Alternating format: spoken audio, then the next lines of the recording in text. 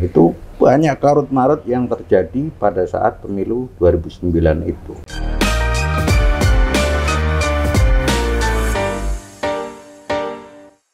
Assalamualaikum warahmatullahi wabarakatuh.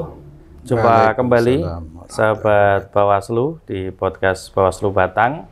Kita lanjut lagi di episode yang ketiga, bedah buku jejak sejarah Bawaslu, catatan dan memoir awal berdirinya dalam pengawasan pemilu, langsung dengan penulisnya Pak Ahmad Farihin. Sehat Pak Farihin? Alhamdulillah.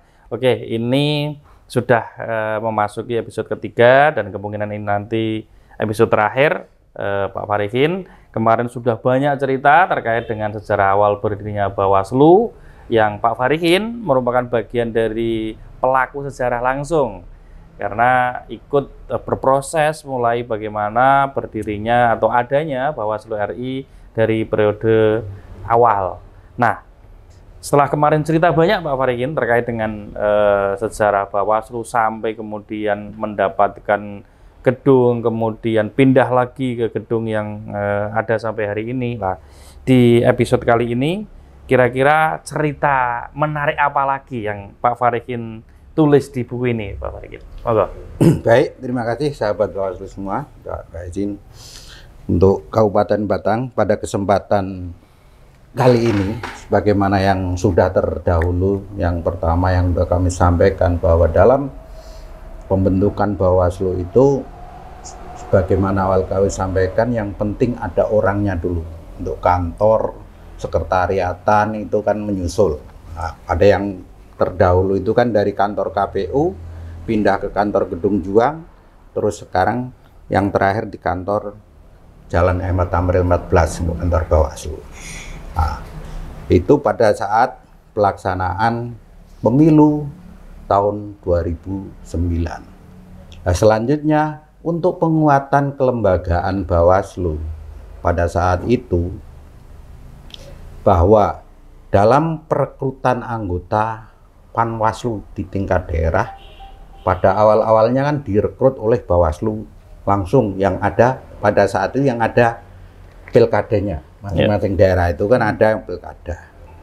Nah, pada saat pembentukan Panwas itu memang Bawaslu pada awalnya kesulitan untuk membentuk Panwas pilkada yang ada di beberapa kabupaten yang pilkada, sehingga pada saat itu memang perekrutan pembentukan Panwas di tingkat kabupaten, kota, atau provinsi itu lewat yang namanya KPU, karena KPU yang sudah ada jajaran sampai bawah. Nah, itu lewat KPU itu pembentukannya, karena Bawaslu baru ada di pusat. Lewat itu maksudnya seperti apa? Maksudnya pembentukan Panwas di tingkat kabupaten pertama lewat KPU kabupaten. Berarti KPU artinya pembentukannya dari KPU kabupaten, nanti kan setiap kabupaten merekrut orang-orang yang daftar menjadi. Berarti rekrutmen itu dilakukan oleh KPU, intinya begitu. Iya, waktu itu. Baru setelah itu disetorkan ke Bawaslu. Ya, karena waktu itu karena kan Bawaslu belum ada di kabupaten-kabupaten. Ya. Walaupun pada awal-awalnya Bawaslu langsung itu yang membentuk waktu ada pilkada pada 2009 itu. Sementara pada tahun 2010 itu ada 200 lebih itu kabupaten yang melaksanakan 244 tuh. Ada pemilu kada juga. Ya. 244 kabupaten kota serta 7 provinsi. Itu mau ada pilkada, sehingga Bawaslu RI merasa agak kerepotan untuk membentuk Panwas di tingkat kabupaten dan provinsi itu. Wah, itu berat susahnya karena rentang kendali yang sangat jauh antara pusat dan provinsi daerah itu. Berarti akhirnya muncul aturan atau itu diatur rekrutmen awal lewat KPU. Iya, gitu. Karena di samping itu kan dulu pada saat 2009 itu ada istilahnya surat edaran bersama antara Bawaslu dan KPU. Itu. Nah, namun untuk memperkuat kelembagaan tahun itu akhirnya Bawaslu mengajukan judicial review ke Mahkamah Konstitusi terhadap Undang-Undang 22 tahun 2007. Itu waktu itu kan masih menggunakan Undang-Undang 22 tahun 2007. Nah, itu mengajukan uji materi lah ke Mahkamah Konstitusi. Akhirnya dari uji materi judicial review itu MK melalui putusan nomor 11 garing PUU strip Romawi 8 garing 2010 mengabulkan permohonan Bawaslu. Sehingga pasal-pasal inilah fungsi pengawasan tidak berjalan dan mengajukan memotong ketergantungan antara lembaga pengawas pemilu dengan KPU. Nah, itu akhirnya itu. Rekrutmen tidak lagi dilakukan oleh KPU tetapi langsung mandiri oleh Bawaslu. Nah, itu awalnya kan dari lewat KPU dulu karena memang KPU memang waktu itu kan ya yang sudah sampai tingkat kabupaten kan KPU. Nah, itu diantara pasal-pasalnya itu maka MK menegaskan perlunya kemandirian lembaga pengawas pemilu pada berbeda dengan Undang-Undang nomor 22/27 itu. Nah, itu makanya setelah ada Undang-Undang nomor 15/2011 itu akhirnya kan Bawaslu provinsi ditetapkan menjadi permanen. Itu Undang-Undang 15 tahun 2011 itu memperkuat posisi kedudukan Bawaslu. Berarti provinsi sudah juga disebut dengan bukan Panwas lagi tetapi Bawaslu dengan Undang-Undang 15 2011 tapi itu. Tapi sebelumnya memang MK menafsirkan pada pasal 22I Undang-Undang ayat 5 Undang-Undang 45 itu menjelaskan bahwa pemilihan umum itu diselenggarakan oleh suatu komisi pemilihan umum yang bersifat nasional, tetap dan mandiri. Sebagai berikut klausula suatu komisi pemilihan umum dalam UUD 45 tidak merujuk pada sebuah nama institusi, akan tapi merujuk pada fungsi penyelenggaraan pemilihan umum yang bersifat nasional, tetap dan mandiri. Itu penafsiran MK. Makanya pada saat itu akhirnya kan ya penuh heroik perjuangan teman-teman Panwas pemilihan di tingkat kabupaten yang pada saat awal dibentukan pertama kan dianggap itu dianggap ilegal yang dibentuk oleh Bawaslu pertama yang 2008 2009 itu. Nah, itu kan hanya mengajukan judicial review itu ya Bawaslu kan akhirnya membuat terobosan untuk penguatan kelembagaan itu dengan mengajukan JR ke Mahkamah Konstitusi dan JR-nya itu akhirnya dikabulkan. Karena sahabat Bawaslu perlu ketahui bahwa pemilu tahun 2009 itu sangat rumit dan sangat bermasalah. Mungkin pemilu yang paling banyak bermasalah 2009 itu. Di dalam pemilu itu mungkin bahwa antara Bawaslu dan KPU dulu dikenal ada istilah Tom and Jerry. Itu pada saat itu pemilu 2009 itu. Padahal awalnya antara ya Bawaslu yang masih ada di RI, sementara KPU sudah dari RI sampai tingkat bawah sudah ada kan. Itu ada istilah, ada surat edaran bersama waktu itu untuk pembentukan itu. Pembentukan Panwas di tingkat kabupaten. Nah ini ketika tahun 2011 ada Undang-Undang 15 tahun 2011 itu memperkuat posisi Bawaslu. Dan Bawaslu provinsi juga menjadi permanen dengan Undang-Undang 15 tahun 2011 itu. Nah, itu kan bertahap, artinya pembentukan Bawaslu itu dari pusat dulu, terus provinsi, baru yang terakhir ini 2015 kan, 2018 kan, yang di kabupaten menjadi permanen. Itu mungkin cara bertahap.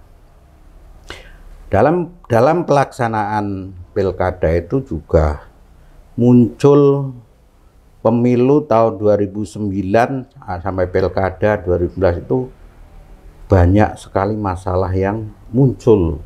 Sebagaimana kami sampaikan, karena antara KPU dan Bawaslu ibarat kayak Tom and Jerry. Berarti relasi antara KPU dengan Bawaslu saat itu memang terjadi relasi yang kurang pas, kurang baik begitu. Awal-awalnya baik, tapi ketika di tengah perjalanannya, yaitu karena banyak terjadi kacauan. Begitu partai kan pada saat itu 2009 38 partai itu. Banyak sekali. Makanya waktu itu Tua Bawaslu menyampaikan seandainya Bawaslu lebih awal mungkin partai nggak sampai sebanyak itu. Karena itu posisi pendaftaran partai sudah selesai. Pada 2009 itu Bawaslu dibentuk itu. Jadi partai politik kan ada 38 partai, belum ada yang partai lokal Aceh pada saat itu. 2009. Maksudnya itu. karena belum ada pengawasan sehingga bisa saja ternyata pembentukan partai itu kalau diawasi secara serius bisa saja beberapa partai misalkan sebenarnya belum bisa lolos misalnya. Bisa lolos karena waktu itu Bawaslu memang belum ada waktu pendaftaran partai itu. Ya sudah mulai ada pendaftaran Bawaslu lah. Belum, artinya partai sudah ada dan sudah ditetapkan oleh KPU. Jadinya artinya berarti kan bahwa pembentukan untuk peserta pemilu, pendaftaran peserta pemilu kan partai politik itu belum ada pengawasannya waktu itu. Dan pada penguatan kelembagaan di Bawaslu periode-periode awal itu, ya Bawaslu pada saat itu masih bisa dihitung dengan masih sedikit lah staf yang ada di Bawaslu RI itu. Tidak lebih dari 50 mungkin. Tidak lebih. Dari setelah di gedung Juang pindah ke gedung Tamrin 14 yang sampai sekarang itu, dan itu cuma ada 3 bagian seingat saya itu, yaitu bagian pengawasan, terus bagian penanganan pelanggaran, terus yang satu bagian umum. Itu ada 3 bagian masih, hukum dan penanganan pelanggaran, pengawasan, terus bagian umum. Hanya ada 3 bagian itu di Bawaslu RI. Dan itu dalam menciptakan penguatan kelembagaan itu Bawaslu sering melakukan yang namanya FGD itu sebenarnya. Jadi Bawaslu masih bisa diarahkan lah, karena masih stafnya masih sedikit, masih bisa mudah diatur, beda dengan KPU yang sudah rentang kendalinya sampai di tingkat kabupaten. Hanya pada saat judicial review itu kan sempat itu Panwas kabupaten yang dibentuk oleh Bawaslu RI pada periode awal dianggap ilegal itu. Itu yang pada awal dibentuk kan yang mau pilkada itu.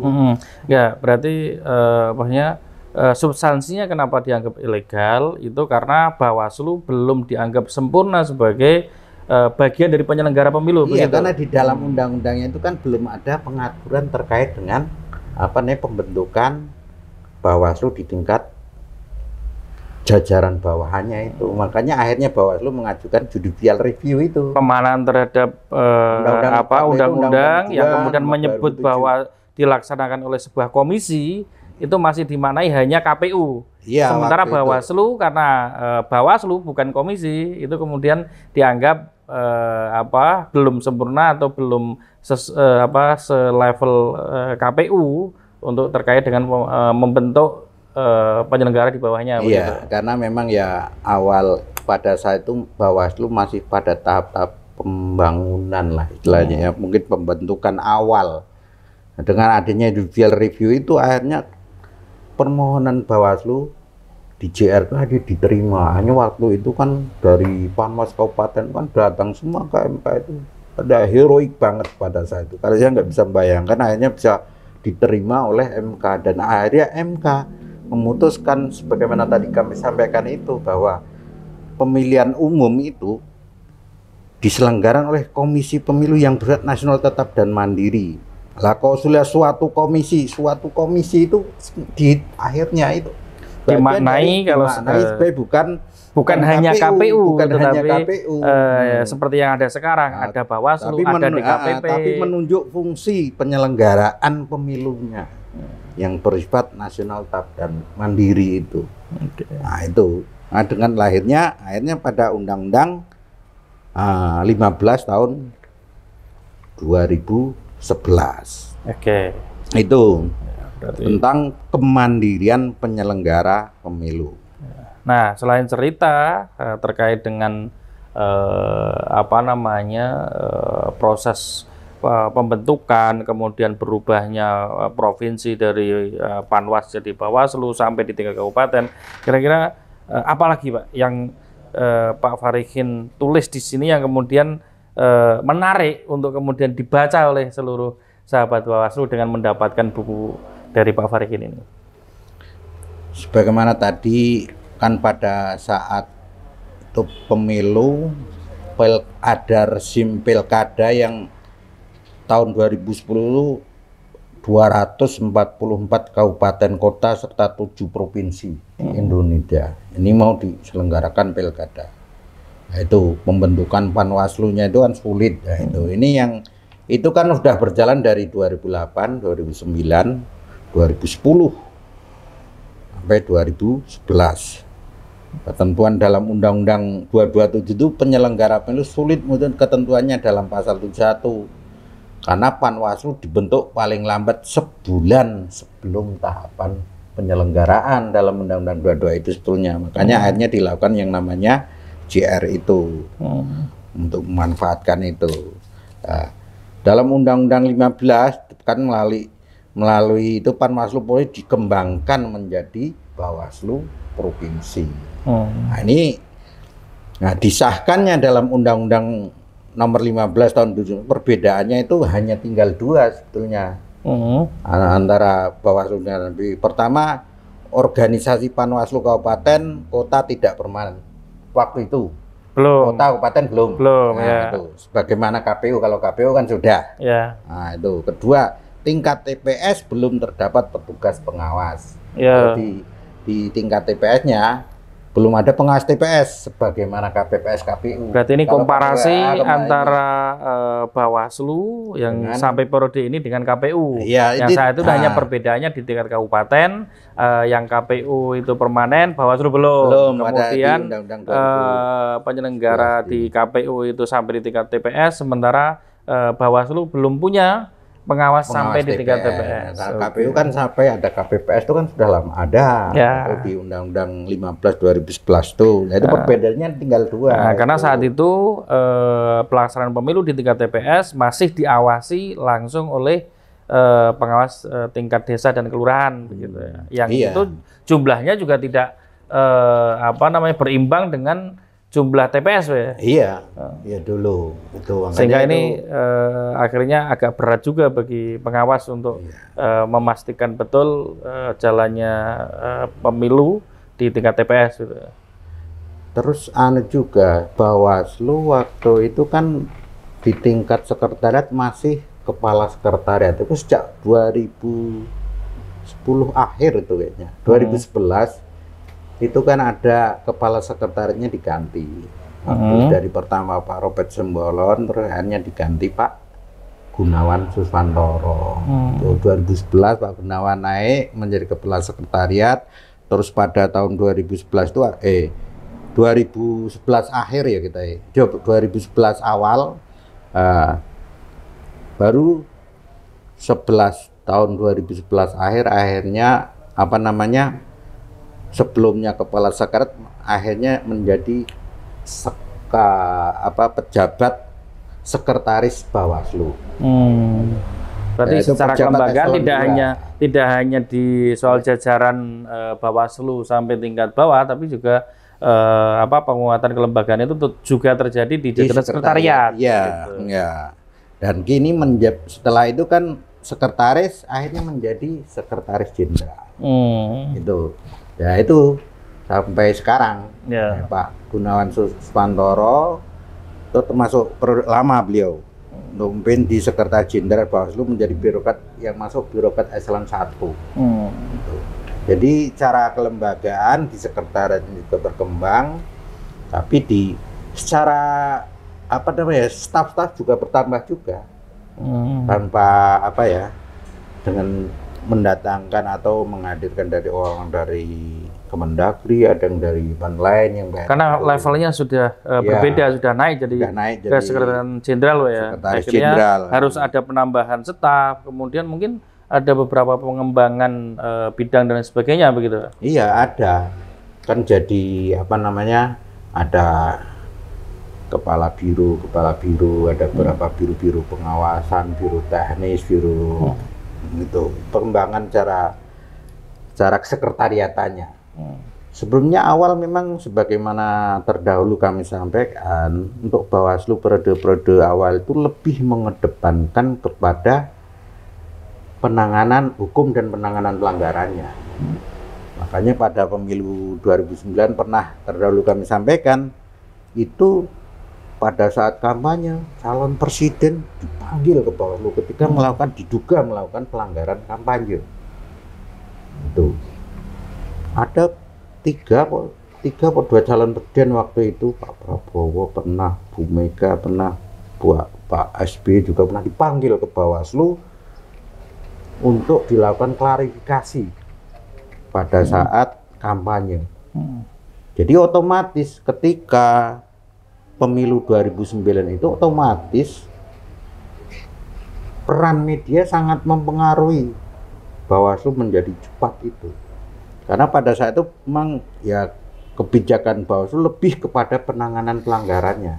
Makanya ketika ada dugaan penanganan pelanggaran, siapapun nggak pandang bulu, panggil ke Bawaslu untuk dilakukan klarifikasi pada saat itu. Sehingga Bawaslu secara otomatis media akan menyorot Bawaslu semua.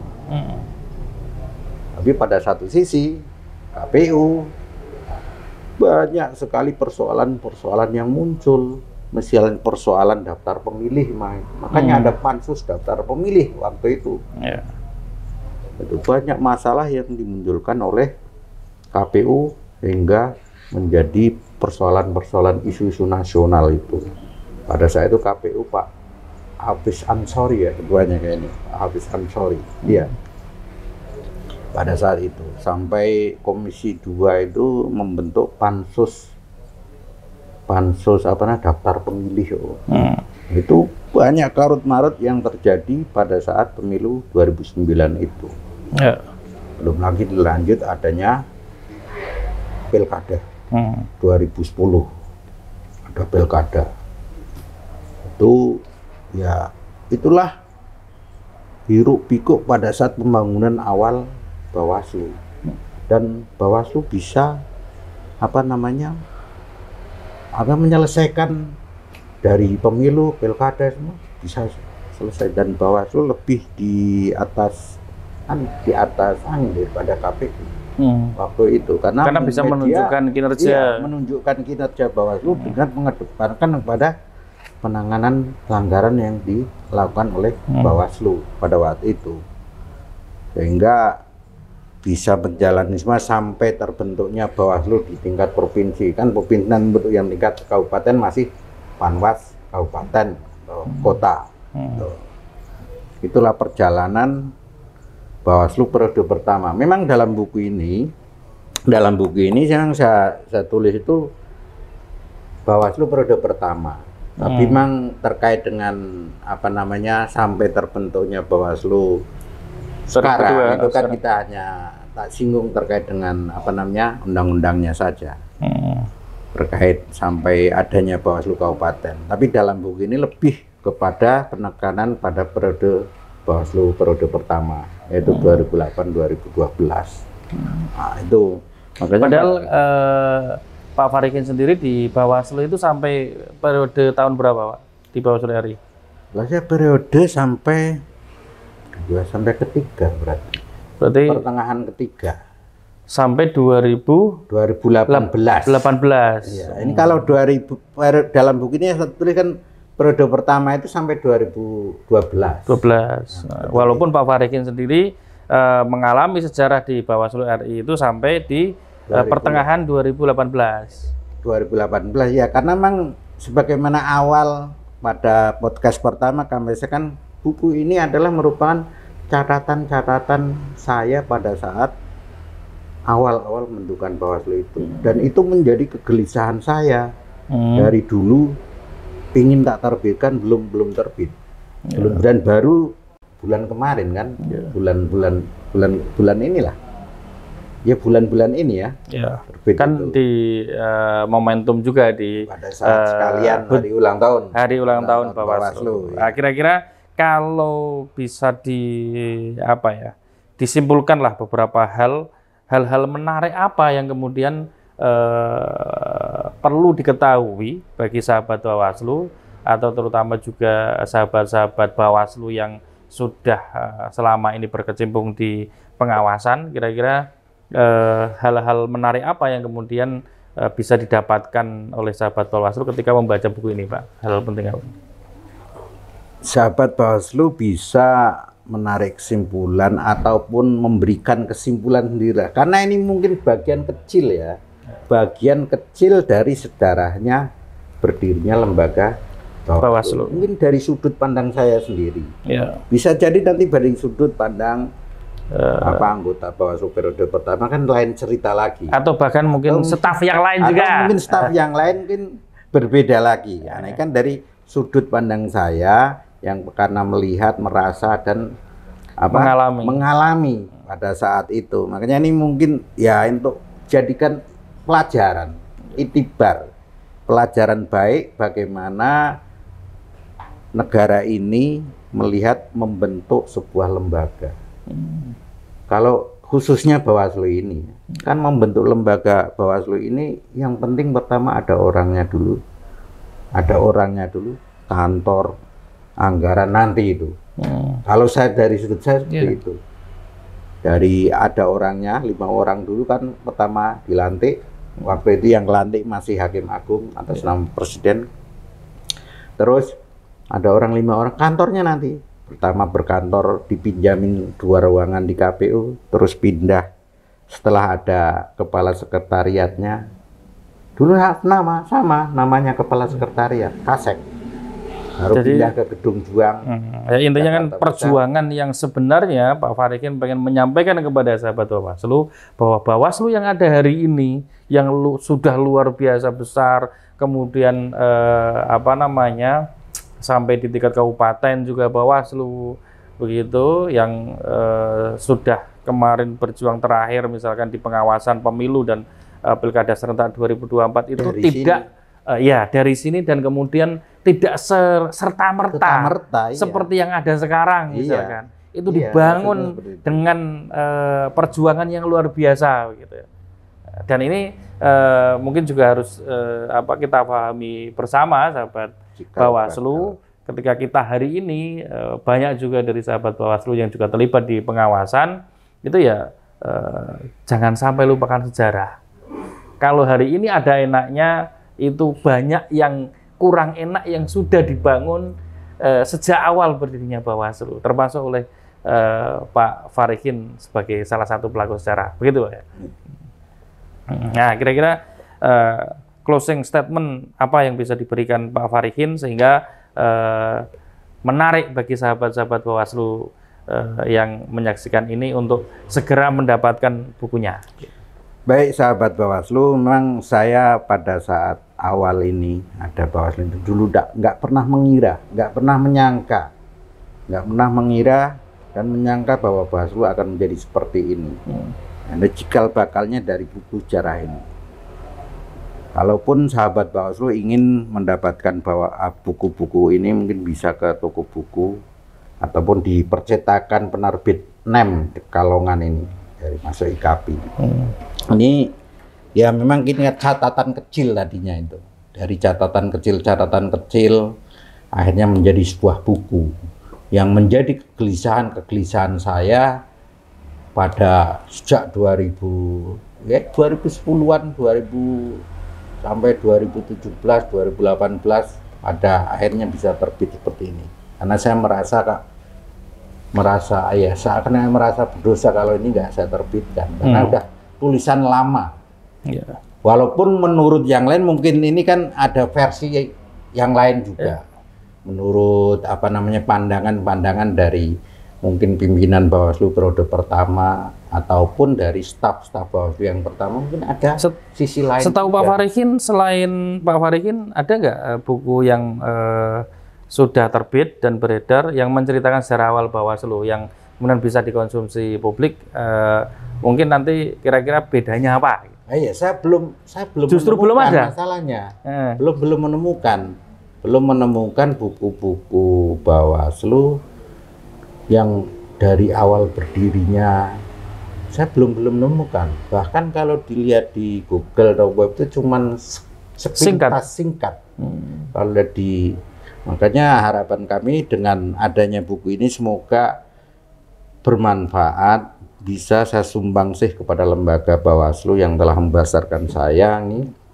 Ada buku ini memang ya ingin saya sumbangkan ke lembaga yang telah membesarkan saya dari tidak ada apa-apa menjadi apa-apa dan akhirnya menjadi sebuah buku seperti ini.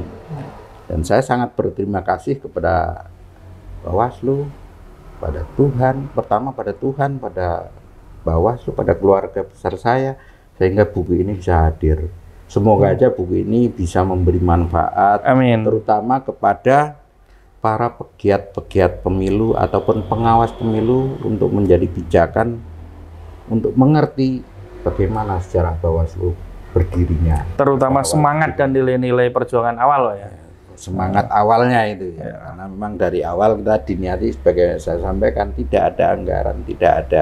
Yang penting kerja pada saat itu dengan membangun kekeluargaan, kebersamaan, membangun kelembagaan dan penguatan kelembagaan Bawaslu. Mungkin itu. Bisa nggak ini juga dihubungkan dengan efisiensi yang sedang terjadi hari ini termasuk di kita di Bawaslu itu sebenarnya mungkin juga belum apa-apanya ketika apa yang dulu terjadi ketika zaman awal Bawaslu, bahkan anggaran dan sebagainya belum ada, gitu Pak ya? Iya bisa, karena sekarang itu kan ya belum apa-apanya kalau efisiensi sekarang. Dulu mungkin pernah saya dengar dari pengawas pemilu di tingkat kabupaten yang pada saat itu terpilih jadi pengawas pemilu tingkat kabupaten, dulu masih ngetik sendiri, belum ada kantor, bawa ke laptop sendiri, komputer sendiri itu.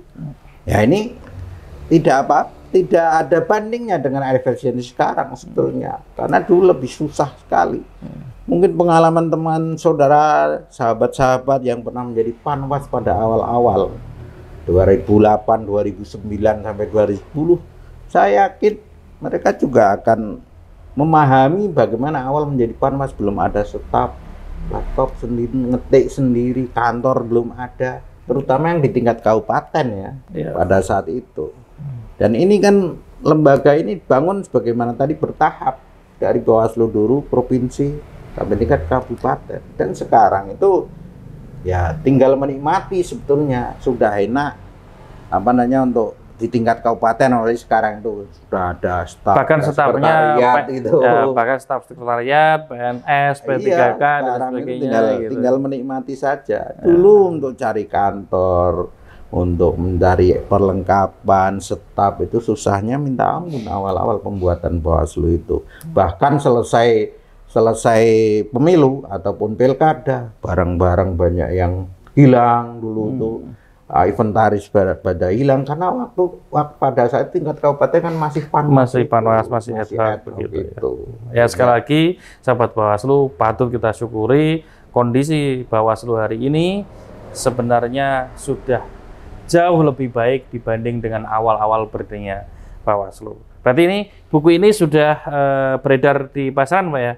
Udah beredar. Silakan bisa sahabat-sahabat Bawaslu cari, hunting saja. Atau kalau memang perlu bisa langsung ke kantor Bawaslu Batang, ketemu langsung dengan penulisnya, bisa ngobrol, bisa diskusi langsung dengan Pak Farihin. Saya kira kalau ada yang ke sini pengen ngobrol bagaimana sejarah awal dan isi buku ini, saya kira Pak Farihin welcome ya. Siap. Terima kasih Pak. Ya, siap. Terima kasih. Kelihatannya buku ini sekali lagi akan sangat bermanfaat ketika kita mengalami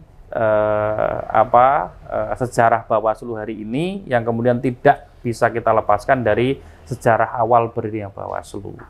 Patut kita syukuri banyak hal yang ada hari ini itu jauh sudah lebih baik dibanding awal-awal pembentukan Bawaslu.